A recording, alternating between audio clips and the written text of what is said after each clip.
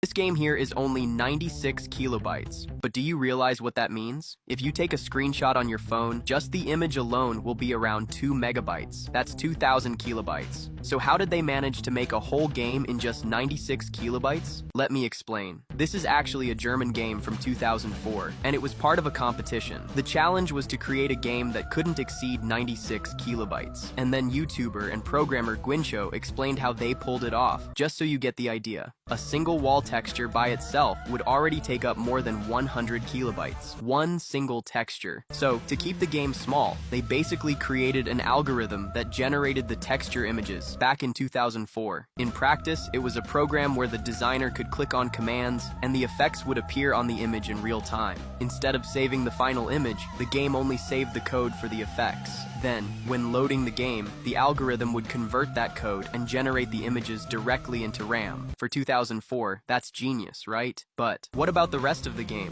Gwincho explained that he made that simple Pikachu model you see, and just that already took up 5 kilobytes. Some 3D models on their own would easily go over the 96 kilobyte limit for the entire game. But if you look closely, there are enemies way more complex than that simple Pikachu. So to solve this, they used 3D models in basic shapes, cones, spheres, cubes, and cylinders. From there, they built an algorithm that deformed those models in real time. That way, besides moving, rotating, scaling up and down, they could also bend and curve them in real time without needing to create new models. In other words, the game generated everything on the fly, without storing it and without weighing down the game. But what about the sound? Does that mean the game has no sound? Nope, it does. Besides the sound effects, the game even has background music. And how did they do that in under 96 kilobytes? Check this out. Instead of saving the music in MP3 or WAV, they used MIDI. To put it simply, MIDI works like sheet music that the game reads in real time and plays for you. So basically, the game is performing the music in real time, not just reading an audio file. It only needs to store the sound of one instrument, and with MIDI, it can play the music and control the notes for you. That's why, for example, your footsteps sound kind of like a tambourine.